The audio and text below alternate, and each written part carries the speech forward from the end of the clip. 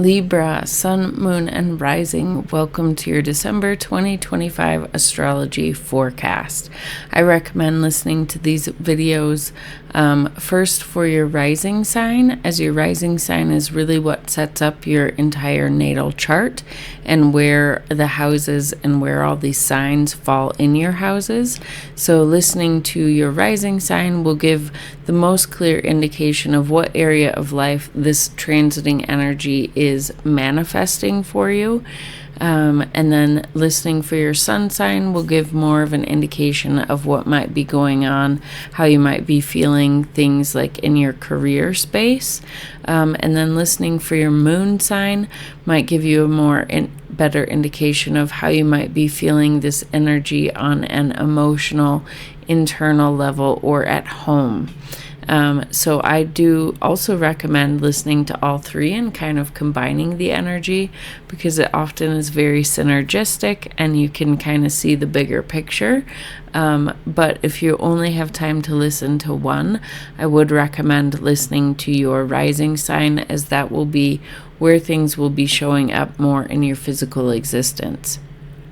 I also highly recommend listening to the December collective reading, which I'll link to right here, because I go over the Sabian symbols of Neptune, Pluto, and Chiron, because those planets are not moving more than 1 degree this month. And so when a planet stays in the same degree pretty much all month long, I like to look at those Sabian symbols to see what the message of that degree point is trying to get across to us. And when you read those or listen to them, it is fascinating, and it really describes what we are going through as a collective right now, and kind of just gives confirmation, I guess, that you're not feeling crazy and things like that. So I highly recommend going and listening to that.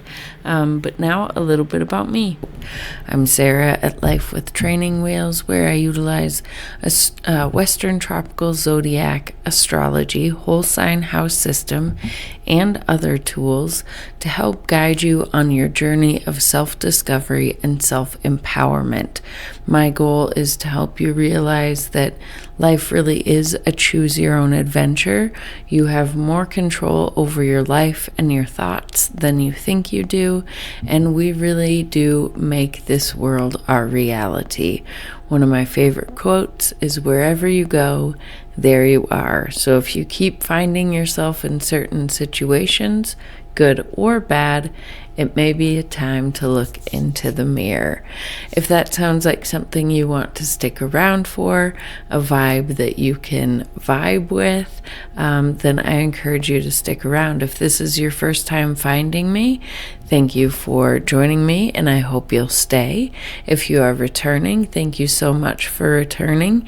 Either way, if you could go ahead and engage with this video in some way, like, subscribe, comment, anything like that, it will help my tiny channel grow, and I greatly appreciate it. Just a little bit of housekeeping before we dive into the astrology this month. I do currently have a Your First Astrology course going on right now. It is a 6-week course.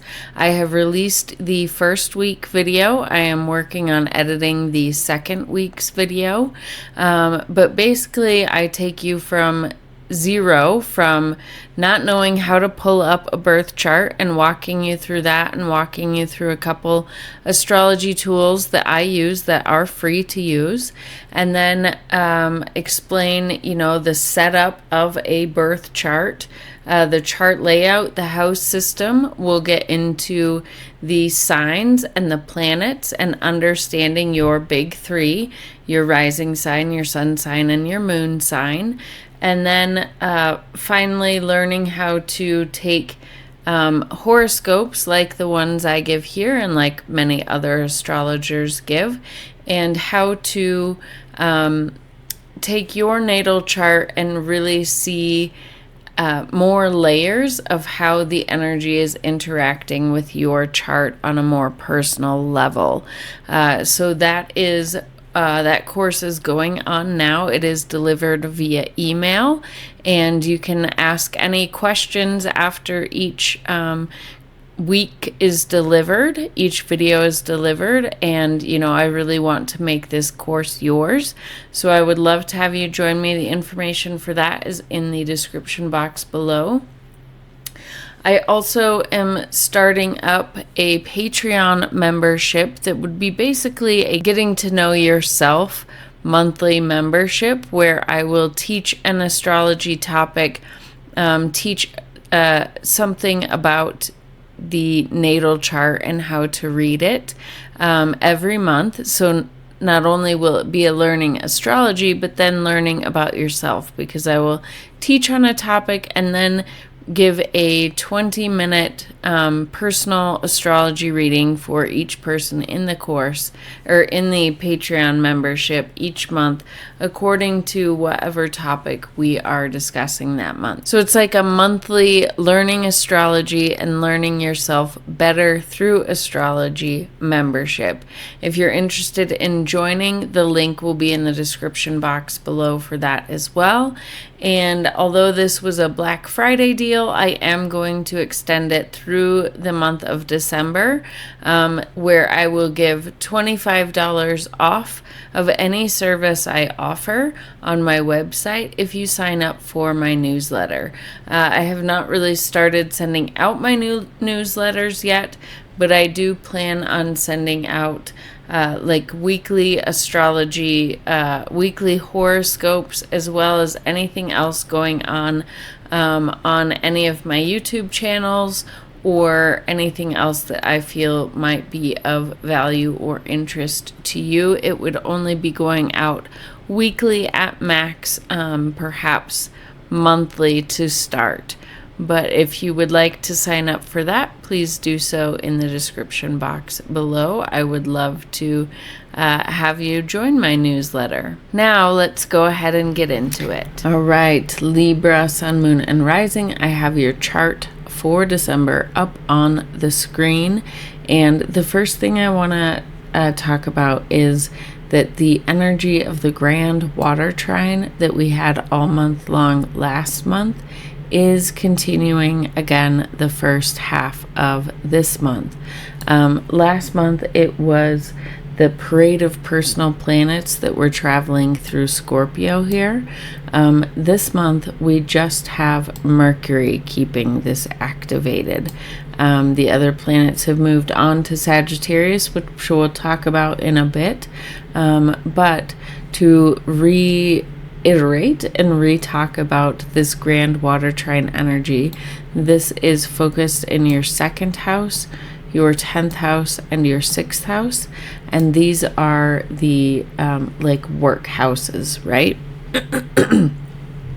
So 10th house is our career and public reputation. You have Jupiter here bringing lots of luck and abundance and growth and opportunities hopefully to you here, which is fantastic. And then with Mercury and Scorpio, 2nd house is our money and what we do with our money, how we earn our money, our resources, things like that. And you have Mercury here. So Mercury here, Scorpio wants to go deep with things.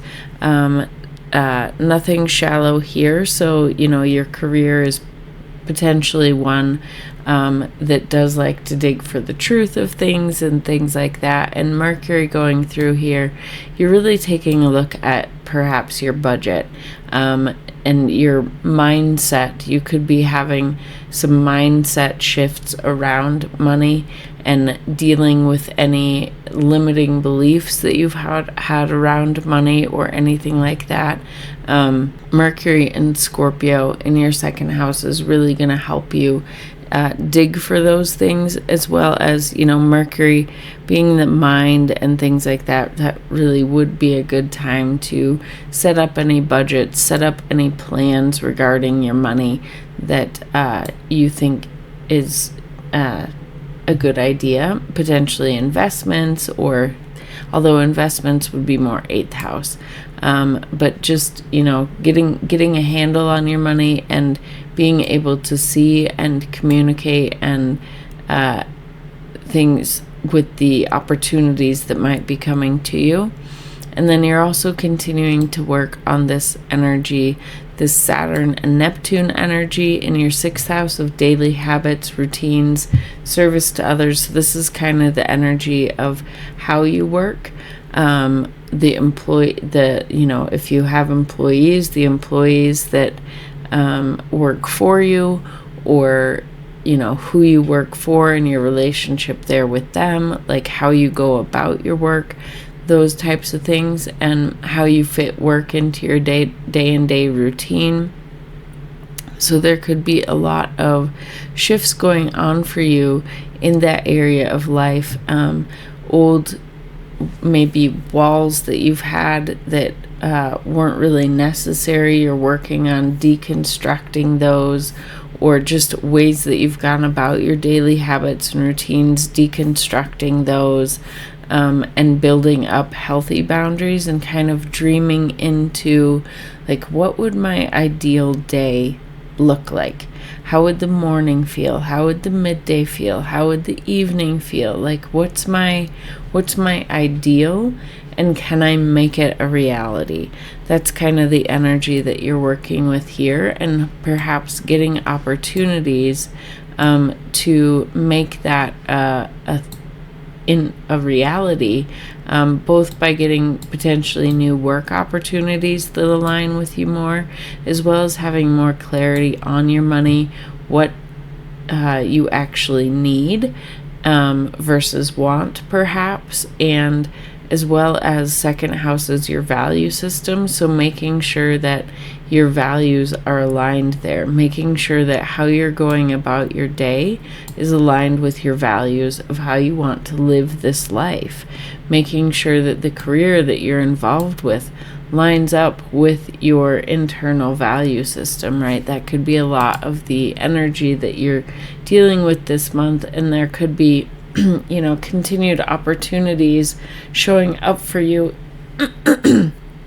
in these places to work with. So that's really beautiful. The other thing, especially with Jupiter in this water Grand Trine, is having a pretty exact trine to Saturn all month long. So this is that whatever opportunities are coming in your career, especially, it's working well with Saturn on making sure that that you are building the structures to really make this a go. So maybe this is you kind of trying to build a business on the side, right? And Jupiter being retrograde, especially, like Jupiter when it's not retrograde, it wants to expand things kind of fast. It's like a yes, go for it, do it, let's jump into it, and Saturn in and of itself in a trine is like, yes, let's do it, let's expand, I agree, but let's do it kind of slower. And with Jupiter retrograde, it's saying, okay, Saturn, I agree, let's do it slow, let's do it right, let's not jump the gun on these opportunities, let's make sure they're right before taking them. Let's consider all the options, all the possibilities, and make sure that it's a good fit.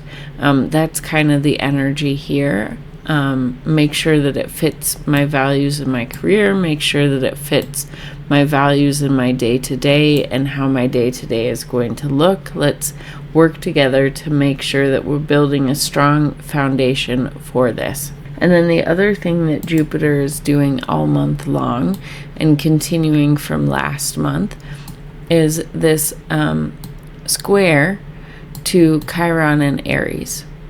And Chiron is our wounded healer, and in Aries it is the wound of the I am. So it's where maybe you've kept yourself small for the sake of others. So this is for you in your 7th house of relationships. So this could be where you've kept your self small in your relationships, like maybe not felt seen and this can be business partnerships, intimate relationships, or like best friendships.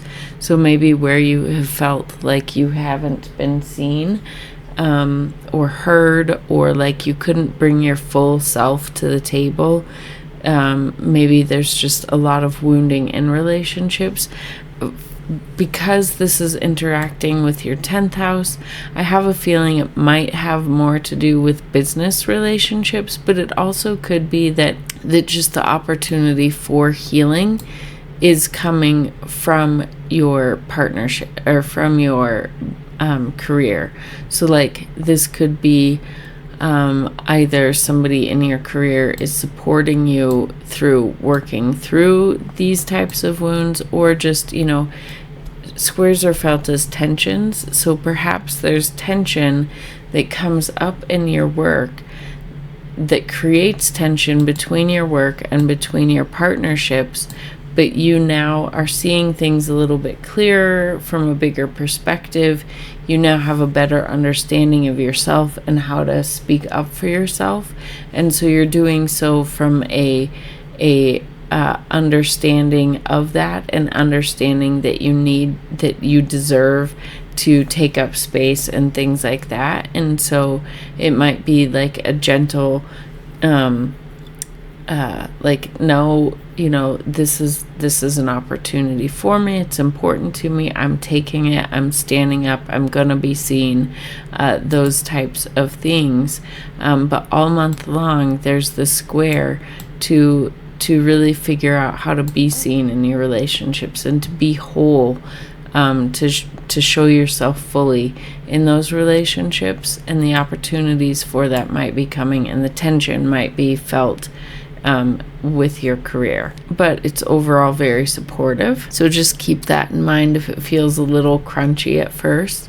But I see this energy as really beautiful because we're getting a chance to heal ourselves in the 7th area and any wounds we have there before these two planets move into Aries next year, at the beginning of next year, where the new us, the new version of us, the new, collectively, it's where we're going to be moving into the future. It's where we're, 0 point Aries is the world point. It's signifies world shifts. And for us personally, it signifies like a big shift for us personally, and kind of like a new identity, right? We're starting a completely new path.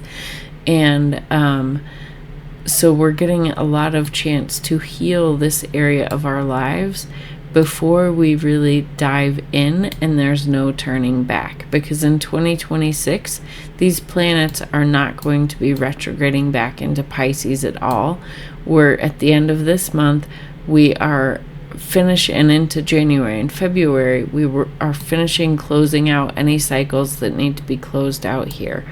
We are finishing tearing down structures in our daily habits and routines that aren't working, so that when we move forward, we are moving forward from a clean point, and we're going to be entering a period where we've done a lot of this healing work, so we can really confidently step into the new us that we are becoming. And I just see that as so beautiful. I love astrology. So then the only other things, last month we had all this water energy going on and felt like things couldn't really move forward, right? Well, this month we should be feeling more forward momentum, and like we can finally start making progress on things that we've been feeling internally. One reason why is because at the end of November, Saturn and Mercury both turned direct. And then this month, December 10th, Neptune is turning direct. So we have the forward momentum now of these planets. And then I forgot to talk about one thing, but I'm already on this, so I'll circle back to it. So we have all this Sagittarius energy, and Sagittarius energy is fire energy, right? And fire wants to get things going. Fire wants to take action. It wants to move forward. So we're really being given and shown the opportunities to take all the energy that's been bubbling below and work with it. So that should be feeling good. You should be feeling forward momentum on things. So Sagittarius season is really lighting up your third house of communication, learning information, like taking in information. So, it could be a good time to focus on your social media and what you're doing with that. Do you have a good relationship with it or a bad relationship? What kind of information are you allowing into your brain from there? How are you communicating with others? Are you doing a good job listening as well as speaking? This also represents siblings and your local community, so maybe there's going to be more activity with regards to those things. And then it's also short distance travel, so those areas might be more lit up this month for you. But beautiful also that over this month, as these planets prepare to leave Sagittarius, before they do, they are all going to square this Saturn and Neptune energy, kind of cleaning it up some more as well before they move into Aries next year. So Mars, when it makes a square, Mars is our willpower, our motivation. It's what we're willing to fight for, things like that. So this Mars energy could be, felt as tension, especially because it's a square, and Mars kind of does bring tension. But it could be providing the willpower, motivation to communicate the things that you need in your daily habits, routines, work environment, etc., to figure out, to finish tearing down, give you the motivation to finish tearing down anything that is remaining stuck here, and giving you the willpower to have the conversations that maybe you need to have that might be a little bit rough, or to make the changes that might feel a little rough around the edges, but it's going to give you the willpower and motivation to do that.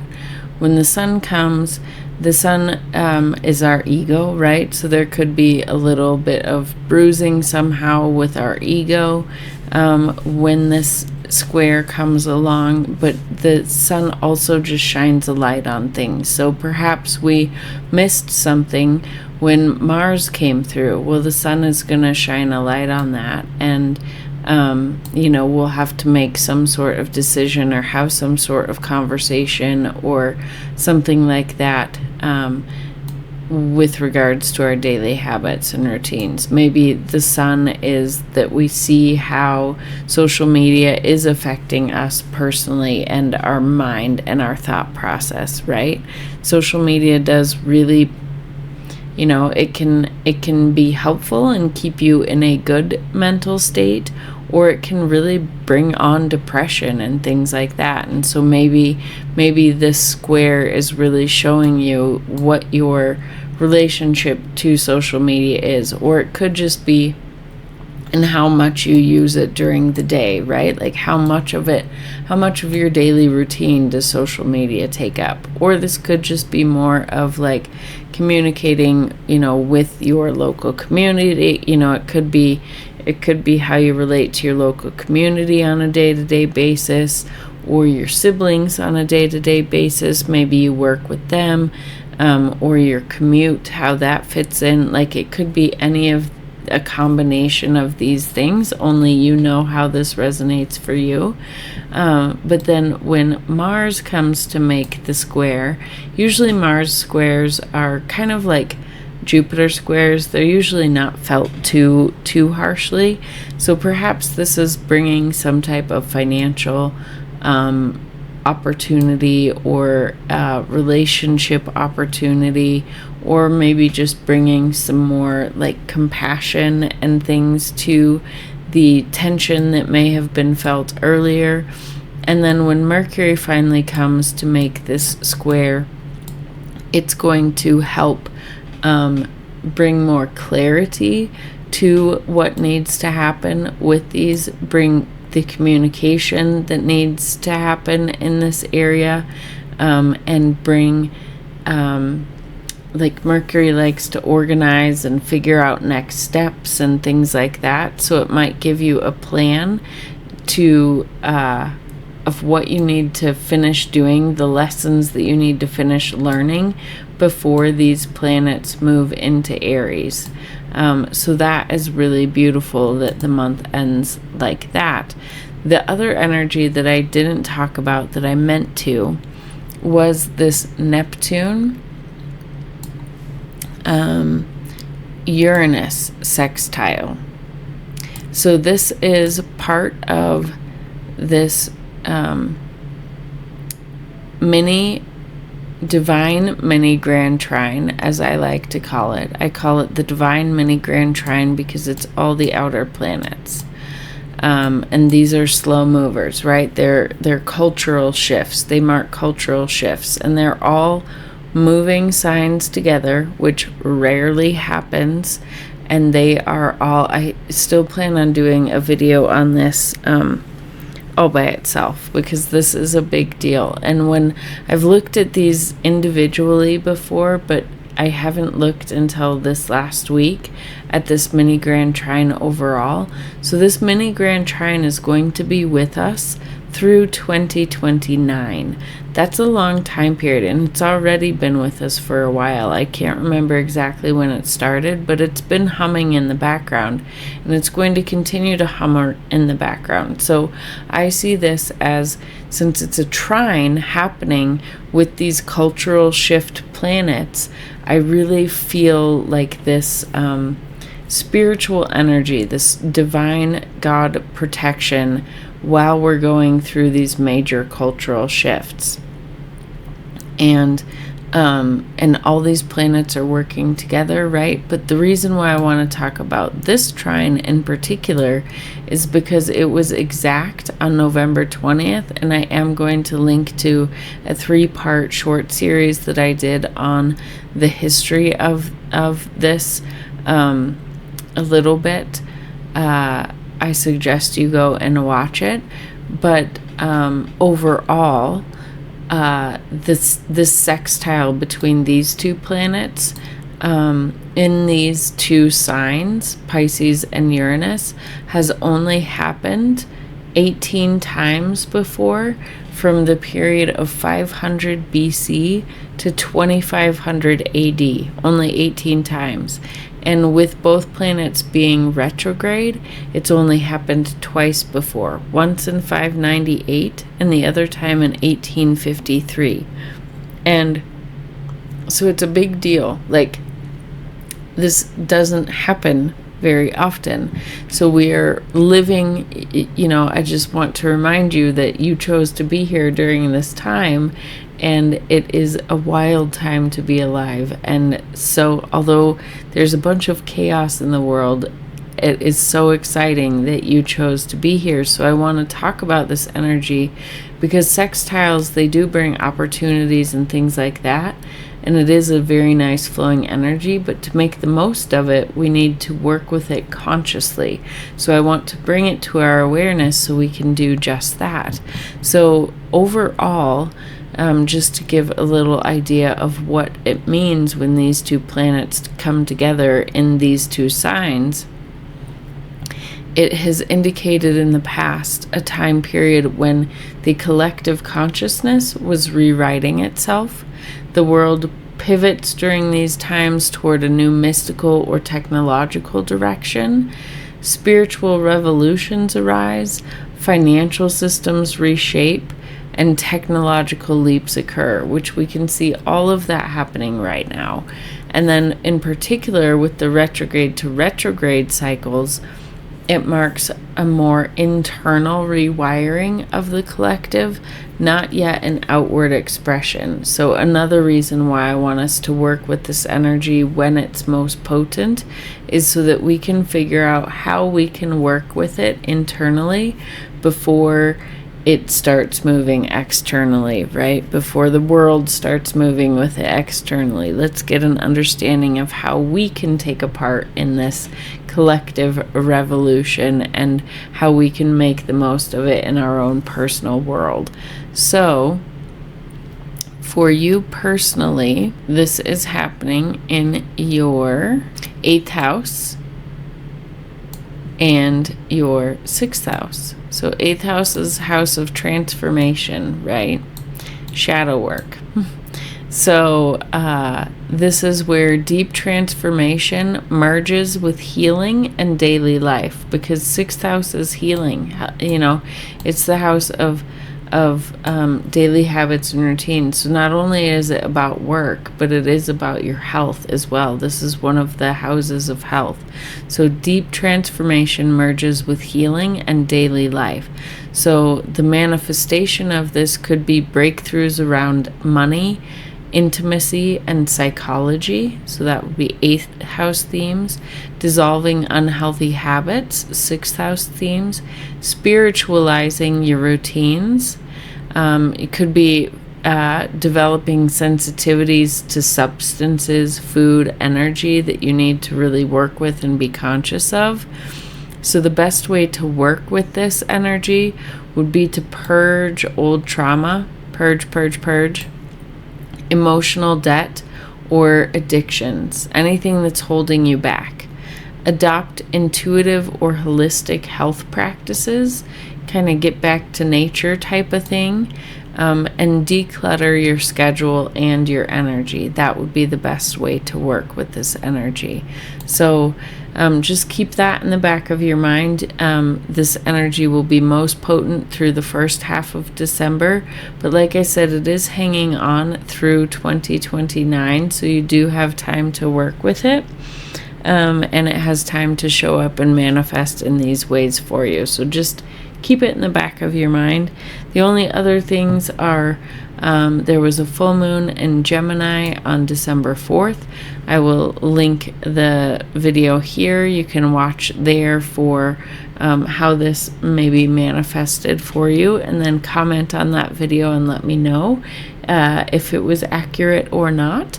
And then December 19th, we'll be having a new moon in Sagittarius in your 3rd house. So new opportunities for you in this house of communication, learning, short distance travel, siblings, neighborhood, things like that. So that is exciting. Look toward my video for that. So that is really it for your December astrology forecast. Comment below with how you're feeling this energy, if you're excited for this month and next year, or if you're feeling nervous about it. How are you handling all the collective rewiring that we're going through? Do you need help with that? Just let me know how you're doing in the comments below. And otherwise, any way that you can engage with me and engage with this video, give me a like, a comment, a subscribe. It will greatly help my tiny channel grow, and I appreciate it so much. Otherwise, I look forward to seeing you back here for the new moon video, as well as for next month's monthly forecast. I hope you have a wonderful month, and I'll see you back here soon.